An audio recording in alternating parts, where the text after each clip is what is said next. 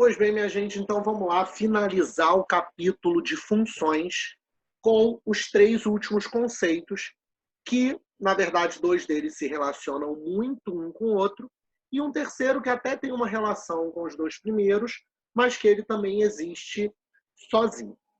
Pois bem, esse ponto 3 que está aqui, na verdade, ele é uma continuação dessa ideia das classificações que a gente já viu na outra semana. Então, uma função classifica-se em crescente ou decrescente, em par ou ímpar, e ela pode ser classificada em injetora, sobrejetora e, como consequência natural, bijetora.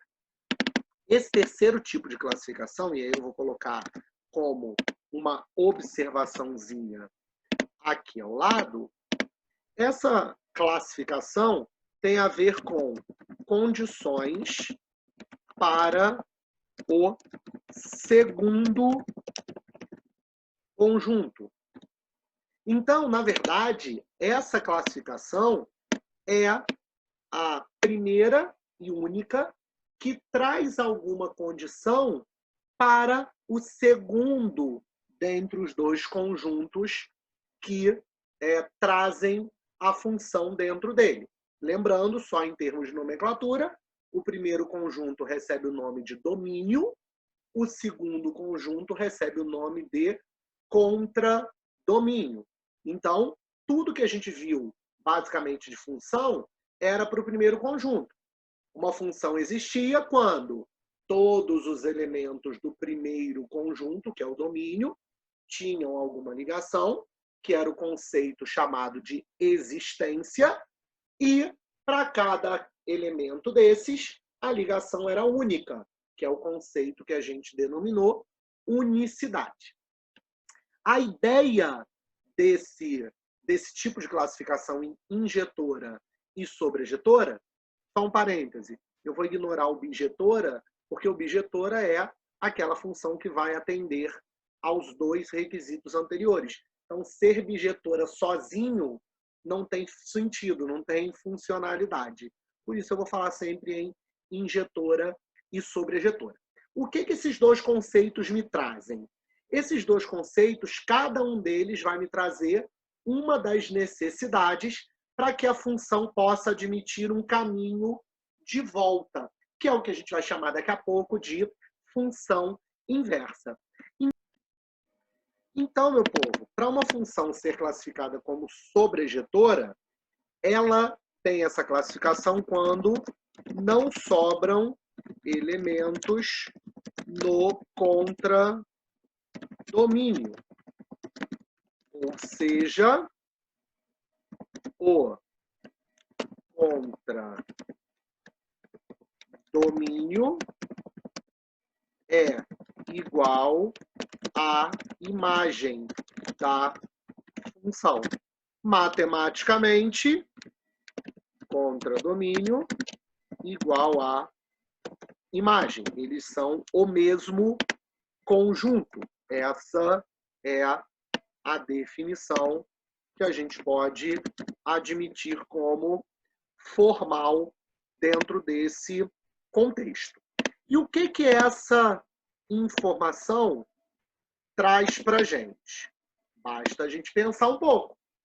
Se não sobram elementos no contradomínio, na hora que a gente for fazer o caminho de volta, a gente vai ter garantias de que todos os elementos, na hora de fazer o caminho de volta, poderão ser utilizados. Então, a ideia de uma função ser sobrejetora me garante que no caminho de volta, a parte que a gente chamou dentro do conceito de função de garantia de existência está sendo validada pela ideia de sobrejetora. Então, a sobrejetora garante a existência no momento de criar a chamada função, que a gente pode abreviar por C cedilha, ou F C cedilha, perdão, inversa. Então, a chamada função inversa é essa que eu estou falando sobre o caminho de volta. Mas, por ela ser uma função, ela tem que continuar atendendo aos dois pré-requisitos que uma função tem. E, nesse caso, a gente só consegue esse fato se a função puder ser chamada de sobrejetora. E aí eu trouxe dois exemplos lá do início do capítulo, que a gente já viu, que são funções, e agora a gente vai analisar se elas são ou não sobrejetoras. Se a gente olha para cá, o segundo conjunto é esse que está aqui. Então, ele é o chamado contradomínio. O A tal, o B tal, o C tal, o D também, o E também, o F também. Então, essa função pode ser chamada de sobrejetora. Já essa daqui, em que o contradomínio é esse segundo conjunto, repara que sobra o A e sobra o E. Ou seja, ela não é sobrejetora. Ela é função, repara. Ela não deixou de ser função. Ela só não é sobrejetora. Ou seja, se eu fosse tentar fazer o caminho de volta, o B teria para quem ligar, o C teria para quem ligar, o D teria para quem ligar e o F teria para quem ligar. Agora, o E, que não recebeu ligação, na hora de eu fazer o caminho de volta, ele ia se ligar a quem? Não tem como. O A, que não recebeu ligação, na hora de fazer o caminho de volta, ele ia se ligar a quem? Também não sei. E por isso, por sobrarem elementos do contradomínio, a gente tem que dizer que a função não é sobrejetora. Por outro lado, a definição de injetora, ela tem que me garantir a outra parte do conceito de função. E é exatamente isso que ela vai me trazer. Uma função vai ser chamada injetora quando dois valores distintos do domínio, que é o primeiro conjunto, geram dois valores diferentes no contradomínio. Isto é, e aí eu vou escrever matematicamente essa definição. Valores de x1 diferente está aqui, diferente de x2 implica, vamos achar a setinha bonita, implica em o par do x1, que é o y1, também vai ser diferente do par do x2, que é o y2.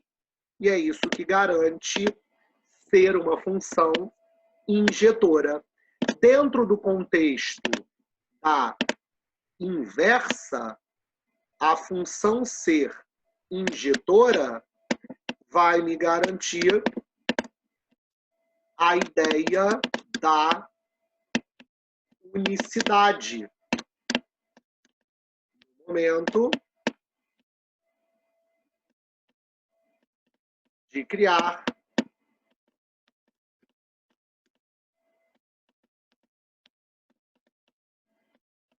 a função inversa. Ou seja, como o meu objetivo é que esse caminho de volta também seja uma função, eu preciso que esses dois fatos estejam satisfeitos, ou seja, que uma função seja sobrejetora e também injetora, para que, portanto, ela tenha no seu caminho de volta a possibilidade de ser chamada também de função.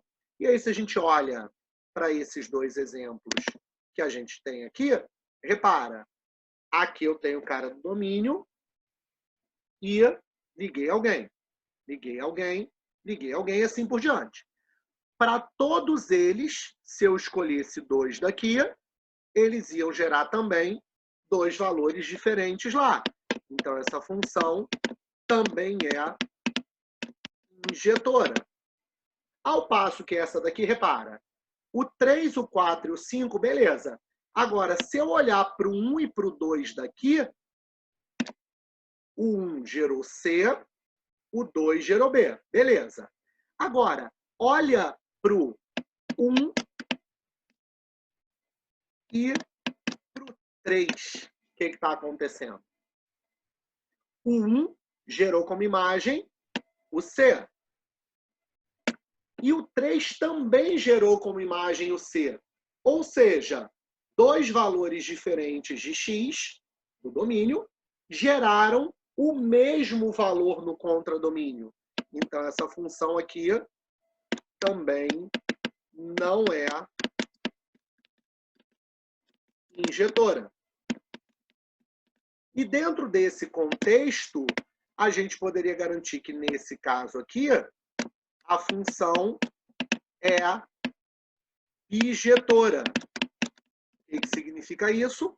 Se eu fosse fazer o caminho de volta, o A se ligaria ao 1, o B ao 2, o C ao 3, o D ao 4, o E ao 5 e o F ao 6, sem nenhum tipo de problema. Beleza, povo? Então, já eu venho com os conceitos de inversa e composta.